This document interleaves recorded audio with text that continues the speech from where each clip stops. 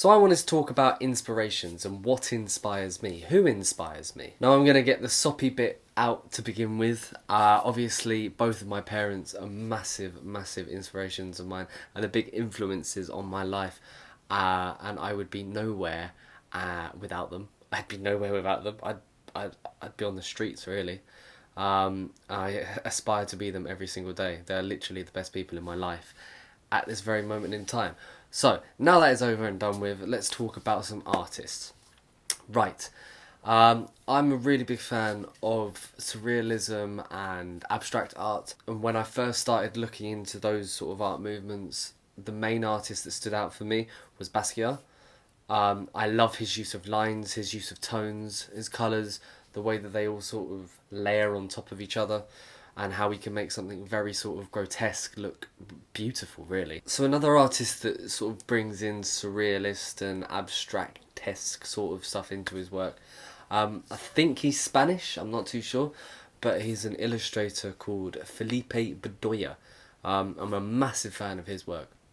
He does these really, not his latest stuff, but his older sort of stuff. He did these really sort of grotesque demons and angels and sort of created these own worlds. I mean, the stuff that he's doing at the moment is very, very good. But his older stuff is some of the stuff that I'm very keen on. Saying that, I'll show you. He's the background on my laptop.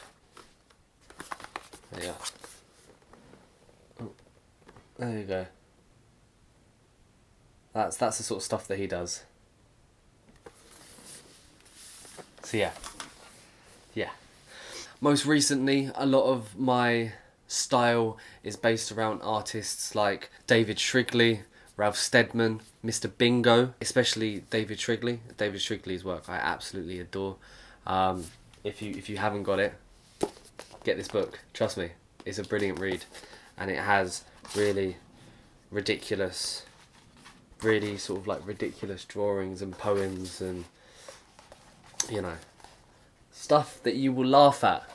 But yeah, but I love his loose style of drawing and how there isn't actually much to it, and how there's this sort of comedic aspects to everything that he does. And that's also very similar with Ralph Steadman. Love all of his work, especially stuff that he did for Fear and Loathing. It's got this very sort of dark and sort of dark humour towards it that I also try to bring within my work. Now, Mr. Bingo, you might not have heard of Mr. Bingo. Mr. Bingo is someone that I came across because my cousin is actually friends with him. But he did this massive thing called hate mail, and where he basically did an illustration and then wrote an insult and then sent it to someone, and he gets paid to do that. Now, if that is not an ideal job, I do not know what is. I'd love to get paid just to insult someone. Especially in the medium of art, that's the dream. That is the dream. I actually got a Valentine's Day card done by him.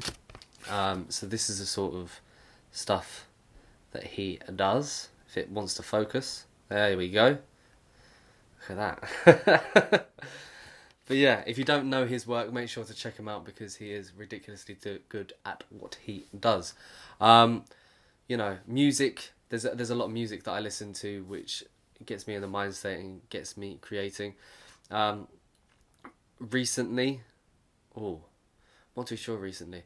Recently, maybe the last album was probably Ed Sheeran's latest album. Maybe the last single was probably Dodie's Sick of Losing Soulmates. And I remember the first time I heard that, I had it on repeat so many times, and it caused so many emotions to build up inside me. I was just sort of like, I need to draw something. I need to get home and I need to draw. And it had been such a long time for a song to sort of build up that much inside me. So thanks for that, Dodie. So TV shows as well have had a massive impact on me. So shows like The Mighty Boosh, or even comedies like Only Fools and Horses and The Fawlty Towers.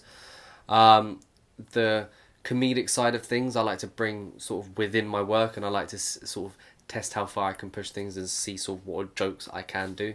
And I'm also a big fan of wordplay, very big fan of wordplay, and I like to bring that into my artwork as well. So I like to listen to quite a lot of spoken words, so artists like Neil Hilborn, big fan of his stuff. He does really, really heartfelt, emotional spoken words. You should check him out. The stuff that he does is very good. And even friends and family inspire me and influence me to do so much. People that you should check out are people like Guy Larson. He is unbelievable at what he does. He is ridiculously good at his craft, and he does like filmmaking and illustrating, and yeah, he's just really good. Watch him. Why wouldn't you watch him? I watch him. He's great. So someone like Matt Lay, he does these really, really good animations. They're dark, humorous, jokey, and they're just fun to watch. So check him out as well. Matthew Amos. Now he actually doesn't work within art. He works for Formula E, but he is very good at what he does, and I like seeing that. I like seeing people who are very passionate about what they do. You know what I mean? It makes me want to be passionate about what I do. And it's similar to someone like Stephen Bridges as well.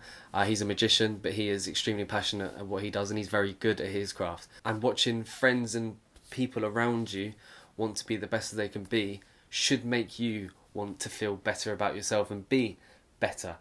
And should make you aspire to do better. So yeah, that's just a few. If I told you all of them, we'd be here for fucking ages. But yeah, I'll leave links to all the artists that I've said down below in the description, so make sure to head over and check them out. But yeah, I hope you enjoyed this. If you did, and you want more of this sort of interaction with me, make sure to let me know. If you are new around here, hit that subscribe button, and give me a like if you want, please. Thank you.